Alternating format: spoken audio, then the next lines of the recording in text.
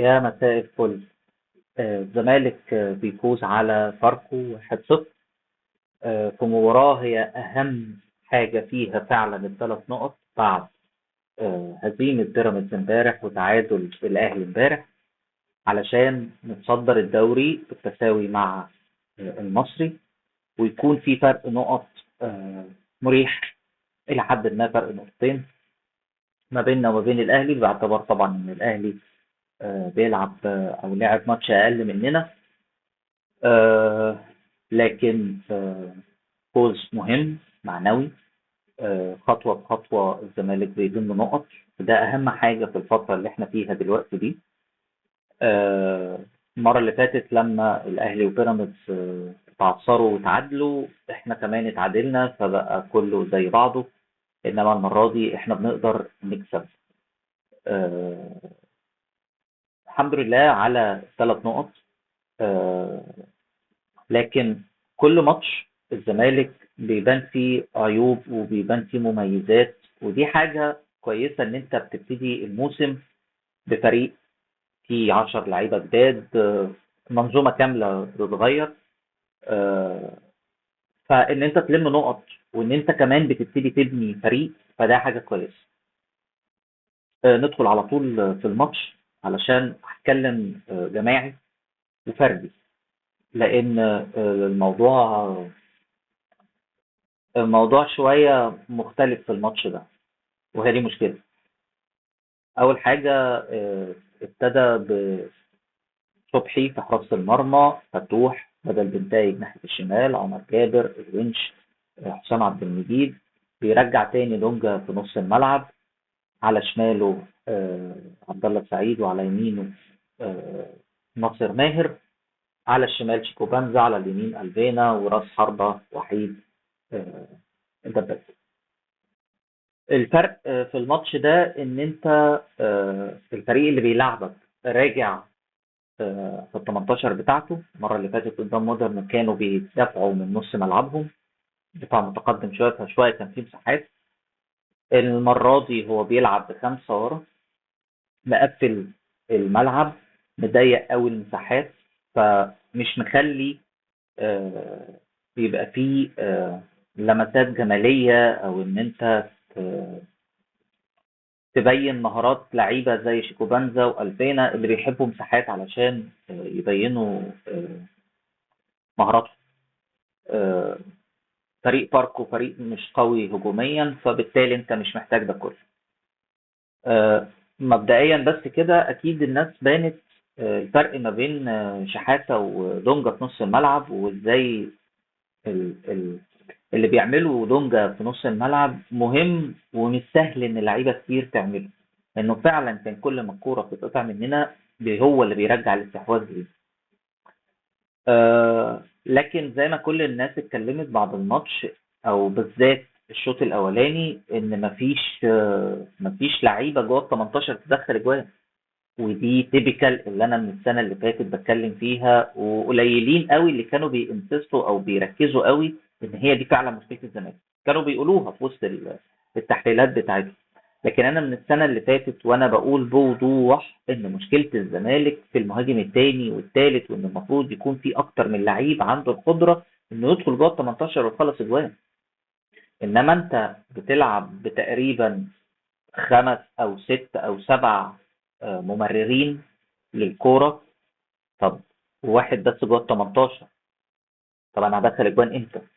مين اللي هيدخل لي جوان وهيدخلها ازاي؟ قضايا الدباغ انا المره اللي فاتت لومته ولا زلت بلومه، لان في لقطات كتير قوي بره ال 18 هو بيعطل الهجمه. هو مش بيجريك، ما بيلتحمش، ما بيحافظش على الكوره. اكيد برضو انتوا شفتوا الفرق لما نزل ناصر منسي، عمل لنفسه كذا فرصة هو اللي خلقها ان هي تبقى ممكن تبقى جون. انما عضية دباز احنا ما شفنالوش حاجة غير ان هو خطف كورة من قدام مدافع، وقف كورة غلط في جوه ال 18. انما غير كده هو فعلا ما فيش. ما فيش مساندات ليه، ما فيش منظومة هجومية واضحة حواليه هو علشان تساعده ان هو يبان راس حربة جامد. لكن وانا جايب مهاجم عشان يبقى جوه ال 18 بس، وما يعملش حاجه غير ان هو يسلم مثلا من لمسه واحده، او ان هو يقطع القريبه. ما هو في حاجات تانية. ناصر منسي مش احسن مهاجم، لكن انتوا شفتوا كم الالتحامات اللي بيعملها، كم الكور اللي بيجمب يستلمها ويسلمها في نفس الوقت، كم الكور اللي هو بيقف محطة ويستلم الكورة ويسلمها لزمايله. هو ده بقى ما بيعملش أي حاجة من دي. يعني مفيش مرة استلم الكورة بظهره والمدافع في ظهره ووقف على الكورة، عمره ما عملها. فأنا مش شايف في عداية الدباب حاجة. هو ماشي أوكي، ممكن يكون تأقلم، ممكن تكون خطة، هديله أعذاره، ما عنديش مشكلة. لكن بيبان، يعني الكور بتبان، اللعيب بيبان شخصيته عامله ازاي. ما هو الفينا شخصيته بانت، وشيكوبانزا شخصيته بانت، وعداء و اسمه ايه اسمه ايه ادم قايد برضه شخصيته بانت او مشاكله بانت. فانت بتتكلم ان انت عندك مهاجم هو ممكن يكون جاب 18 كويس قوي، وخطاف بيخطف الكور اللي في ال 18، بس انت ما بتساعدوش بقى ان هو يبين ده، رغم ان الماتش ده كان المفروض يكون اكتر ماتش هو بيبان فيه، لان انت زانق فاركو جوه ال 18 وهو مش عارف يخرج. فانت بالتالي جوه ال 18 انت اللي موجود، بس طبعا مفيش مساندات. وده اللي انا بتكلم فيه من السنه اللي فاتت حرفيا، انت ما عندكش مهاجم تاني. عشان كده انا كنت مستني احمد شريف ان هو يثبت نفسه، لكن لتاني ماتش على التوالي احمد شريف بينزل بيهرب. بيهرج. يعني ممكن يكون عنده امكانيات كويسه، هي لسه ما بانتش ومش هنستعجل عليه، لكن الكور اللي بتجيلك قدام الجون او في ال 18 او على حدود ال 18 لازم التعامل معاها يكون بجديه اكتر من كده. ان انت بتهزر وبتضحك وعمال بتحاول تعمل حاجات ضد المنطق. مش ده اللي المفروض يقدمك لينا كجماهير على انك لعيب واعد. فبالتالي بيريرا عنده مشكله ان هو كل اللعيبه اللي عنده صناع لعب، ما عندوش مهاجم تاني. في ماتش زي آه، اللي احنا كنا فيه تقدر تلاعب ناصر ماهر او ادم كايد جناح شمال. ليه؟ لان مفيش حلول، مفيش جري، فهم اللي هيعملوا لك الحلول. سوري ان انا فيها اتلخبطت. طب ده معناه ان انت لو انت في فريق زي فاركو بيلعب جوه ال 18 كده، يبقى التشكيل من الاول خالص كنت انت تلاعب بنتايج باك شمال مش فتوح، كنت تلاعب ناصر ماهر او ادم كايد وينج شمال، وكان من الاول تلاعب شيكوبانزا راس حربة تاني. واضح جدا ان شيكوبانزا عنده مشاكل في اتخاذ القرارات. هو مش عارف هو واقف فين او داخل على ايه او مش باصص، في مشكلة عنده ما يعني. بس جوه ال 18 وسرعاته لما بتديله الكرة في المساحة، لا، الواد بيخلص. بيعمل كده وهو بيدخل الجون. شخصية، هو عنده شخصية، انا ما عنديش مشكلة. الواد باين انه كويس، بس هو عايز حد يصنفر له دماغه، يربطها له كويس، لان عنده مشكلة ان هو لازم يبقوا ثلاثة عليه علشان يقرر انه ياخد الكرة ويجري. غير كده واحد على واحد تلاقيه وقف على الكرة واستنى ورجع تاني. الله، المفروض في واحد على واحد تجري، في واحد على واحد المفروض تقتحم وتقطم مثلا لجوه الملعب وتصيها لحد. كور كتير قوي اتقطعت منه، كور كتير قوي ما خدش قرارات الصح. اشكوبانزا عنده مشكلة. الفينا مهارته جامدة جدا. انا المرة اللي فاتت قلت هو لسه قدامه كتير علشان يبقى اللعيب التقيل. الفينا على قد ما هو عنده مهارات باينة قوي وحلوة قوي وكاريزما وشخصية برضو، لكن برضو في ماتش بتاع فاركو هما طبعا قفلوا عليه جامد. ومشكلته اكتر ان عمر جابر ما بيقدملوش باستمرار آه، مساعدة ومساندة. عشان كده مثلا لما ناصر ماهر رمى عليه وجري له وبصها له الجون جه، عرف ان هو يعمل حاجة يعني. لكن هنستنى اللعيب الصغير اللي هيجي اللي جابوه الافريقي ده، لو اتأيد ونزل الماتش ممكن يعمل فرق كبير يعني. بالذات ان البينا زي ما انتم شايفين هو ما رفعش ولا كوره، ما شاطش كوره من بره ال 18. تقريبا ما كانش موجود، والمره اللي فاتت كان نفس الكلام برضه. بس برضه ارجع اقول طب ما انا ما فيش حد جوه ال 18 عشان ارفع له. انتوا فاهمين احنا فين؟ الشوط التاني ممكن يكون بعد الطرد انت دخلت جون وطرد منهم واحد، خلاص الماتش خلص. خلاص الموضوع خلص، الماتش خلص يعني. ف فالحكم على الاداء والنتيجه مش هيبقى آه، حقيقي. لكن الحقيقي ان انت ضيعت فرص كتير قوي كانت ممكن تدخل جون علشان بس اللعيبه مش مركزه. ودي للمباراه يمكن الثالثه على التوالي، المقاولين ومودر النهارده فاركو، ثلاث فرق ما هماش اقوياء، لكن انت بتستهتر وتلعب قدام الجون بكلام فاضي. اول الماتش بصراحه الفرقه عجبتني ان هي بتلعب كره سهله، وفي مثلثات لعب موجوده، عمر جابر وفتوح عشان بيعرفوا يقفوا على الكوره، ومعاهم شيكو بنزا على الشمال والفينا، وفي النص آه، دونجا. فعملوا مع عبد الله السعيد وناصر ماهر كمان، عملوا مثلثات حلوه قوي في قلب الملعب. فانا قلت بقى الفرقه هتبقى كويسه، لكن طبعا ما بقاش في حد بيكمل جوه ال 18، فده مش موجود. ما بقتش، انت مش عارف تكمل بقى، خلاص تمام انت بتسيطر. ودي حاجه كويسه ان انت ابتديت تدخل لعقول الفرق اللي قصادك ان انت لو سبت مساحات ههينه، فكله بيحاول يدافع قصاد. فده بالتالي قصاد مدافعين اقوياء زي الونش وحسام عبد المجيد، وفي النص كمان دونجا، فانت هتبقى في امان الى حد ما ان انت ما يدخلش فيك اجوان. فده حاجه كويسه، وحلو ان احنا نزرع في دماغ الناس اللي بتلعب قصادنا الموضوع ده. آه، لكن لازم يبقى في مشكله، حل للمشكله بتاعت الاستهتار قدام الجون، وان انت مش قادر ان انت تخلص. الماتش اللي فات والماتش ده دي اخر نقطه اتكلم فيه، طرق اللعب وطرق الضغط وشكل الفريق اتغير عن المرة دي، واتغير عن الموضوع عن المقاولين، واتغير كمان عن الماتش اللي قبل. ده معناه ان الزمالك او بيريرا مش ماسك لاين معين او خط معين هو ماشي فيه مع الفريق. الفريق واضح ان هو دفاعيا متماسك جدا، ودي ميزة روعة. في الهجوم لسه ممكن واحدة بواحدة نبتدي نشوف كرة احسن من كده، وبصراحة انا ما كنتش متوقع ان احنا نبتدي الدوري بكم من النقط ده.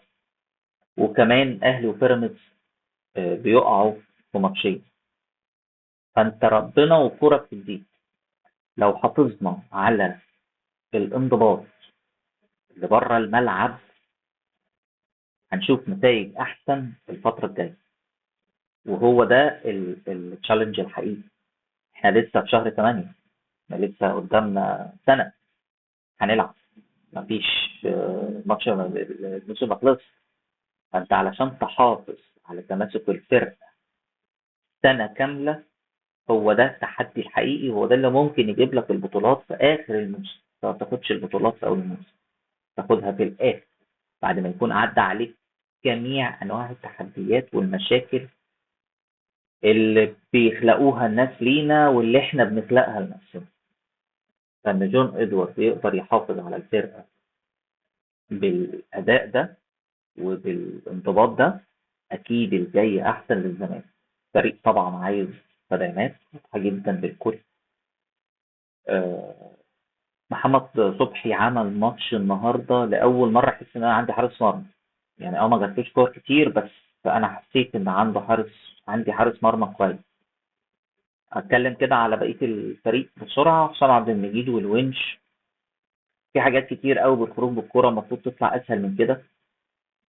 دونجا طبعا في كوره اللي اتطرد فيها، اللي هي طلعت كورنر واتطرد فيها اللعيب بتاع آه، بيراميدز فاركو. هي رب ضارة نافعة. الكرة دي لو انتوا عدتوها اصلا طلعت كورنر ازاي، هتلاقي دونجا الونش كان واقف لوحده فاضي الناحية التانية، كان ممكن يبصها له عادي جدا. راح زنق بنتايج، بصها غلط لحسام عبد المجيد، ما لحقهاش، طلعت كورنر، اتلعبت طرد عرض. ربنا ربنا عايز يقول لنا انا معاكم. آه، انتوا اجتهدتوا وبتحاولوا ان انتوا تأدوا اللي عليكم، فانا معاكم. بس يا دونجا يعني انت المفروض بقى يعني بص، ما هو فاضي اهو، فاضي وانت لوحدك في نص الملعب، يعني في ضغط عليك. فالرحمه. عمر جابر اداء ولا اروع. حفظ وتحركات مفيش بعد كده. انا مشكلتي معاه في البدني، وده غصب عنه سنا، وطبعا ان هو ما بيقدمش مساندات هجوميه كتير، فده مش بمزاجه. لكن انت ما فيش في مصر باك يمين بيعرف يتحرك في التوقيتات الصح زي عمر جابر. فانا بصراحه مش عارف ليه ما بيتاخدش في المنتخب. يعني عمر جابر بالذات في المنتخب هينفع، لان هما ماتشين هيتصاب فيهم ويرجع، ما يرجعش يلعب في الزمالك، يعني ده معلومه يعني. لكن الراجل بصراحه يستاهل ان هو يروح المنتخب. فتوح لعيب بكواليتي مختلف، بذهن مختلف، بطريقه لعب وكواليتي مختلفه. آه، اللي تشالنج ان انت تقدر تلعبه هو وبنتائج مع بعض، وتستفيد من الاثنين مع بعض في الفريق، هتبقى حاجه حلوه قوي للزمالك، بالذات ان الاثنين لعيبه مش موجودين في افريقيا. واحد قوه وسرعه ونشفان ودقه، والتاني مهاره واحتفاظ بالكوره وباص صح ورايق وتوقيت صح يتحرك فيه. ان انت تستغل الاثنين مع بعض، ده هيبقى حاجه ابجريد في الزمالك عالمي. عبد الله سعيد لعيب آه، ما يتكررش حقيقي يعني. ازاي عارف ان في مكان مثلا المدافع طلع، فانا هرجع مكانه علشان أأمن ان مفيش كرة تيجي مكان في مكان ما هو طلع. باك طلع يعني. تحركاته كلها صح في الدفاع وفي الهجوم، وما بيتعبش ما شاء الله، ربنا يزيده يعني. لكن عندي مشكلة ان هو من ضمن اللعيبة اللي بتفيدني قوي بره ال 18، بس ما بتفيدنيش جوه ال 18. عمل جون لقلبينا الماتش اللي فات، ما عنديش مشكله. لكن شفته مثلا الماتش ده، هو بيباص. انا ما بقولش ان هو مش مفيد، لكن انا عايز اللعيبه اللي بتدخل جوه ال 18. انا عايز اللعيبه اللي بتشوط على الجون. لو هو لوحده اوكي، ما تلعبش ناصر ماهر، وما تلعبش ادم كايد، وما تلعبش عبد الحميد معاذ. يبقى هو لوحده، والباقي هو بقى الوسطى بتاعه. انما هو وناصر ماهر ودلوقتي كمان خوان الفينا برضو، التحركات بتاعته لازم نستغلها احسن من كده. الواد بيتحرك حلو قوي من غير كوره، فانت لازم تخليه يتحرك في المساحات، فتبتدي تديله الكوره. ممكن ساعتها اقول لك اوكي، سيب ناصر ماهر قدام وعبد الله السعيد ورا، وخدمه على الواد، سيبوه يتحرك، ما تدلوش الكوره في رجله. خلاص هو دلوقتي خلاص اتعرف ان هو الواد مهاري قوي. فانت دايما هتلاقي اتنين باكات شمال واقفين على طول، ما فيش، مش هيسيبوه واحد على واحد، او هيتضرب. طول ما الكوره معاه هيتضرب. احسن حاجه تستغل فيها قلبنا ان هو ياخد الكوره جوه ال 18. فانت وسع على قد ما تقدر ناحيه شيكوبانزا، وفي باصين تدخله جوه ال 18، يا يجيب ضربه جزاء اللي هيدخل جوه، يا على الاقل خالص هجمه خطير. فمحتاجين فيريرا يركز شويه في الحتت دي. شيكوبانزا لازم يبقى مهاجم تاني، آه، ويطلع بنتايج من وراه، ويكون بقى فتوح او ناصر ماهر في الحته دي. لان شيكوبانزا لازم يتظبط، ولازم كمان نستفيد منه. هو الواد كويس جوه 18، فليه لا؟ طولا وسرعه والتحامات الواد قوي جدا. الواد قوي جدا. هو مشكلته ان لما بيستلم الكوره بيركبوا عفريت. خلاص ما تسلموش الكوره، او اديها له واحد على واحد، او جريه في مساحه. يعني اعمل الحاجه اللي تطلع منه احسن ما فيه. قضايا الدباغ انا اتكلمت عليه خلاص، واتمنى ان، مش عارف، انا ما بحبش اتكلم وحش على لعيب كتير، لكن قضايا الدباغ هو ما عملش حاجه. يعني الماتشات اللي فاتت كلها هو ما عملش حاجه، ومش متوقع انه يعمل حاجه طول ما انت بتلعب على فرق طالعه بره 18، وطول ما انت جوه ال 18 مفيش مسانده ليه. فهو من الناحيتين في عيب عليه، ان هو ما بيحسسنيش انه موجود. مناصر منسي كان لوحده، لكن انت بتحس بيه. زي ده كده حسيت بفرق دونجا من شحات. واضح الكواليتي واضحة والشخصية واضحة والاجريسيف في الملعب بتبقى واضحة، الشخصيات بتبقى باينة. آه، مبسوط ان انا اتكلمت معاكم شوية دول، يا رب ما اكونش طولت عليكم. لسه الزمالك هيتطور كتير الفترة الجاية، ودي ميزة كبيرة قوي عند الزمالك عكس الاهلي وعكس بيراميدز، اللي اعتقد ان هم جايبين السقف بتاعهم. الاهلي بس لما هيرجع امام هيبقى اكتر بكتير، لكن هو الشكل باين. انما الزمالك هامش التطور كبير قوي. الحاجة الوحيدة بس اللي انا اتمناها يبعد عندنا المشاكل، فرقة تفضل قافلة على نفسها. اللي جاي احسن للزمالك.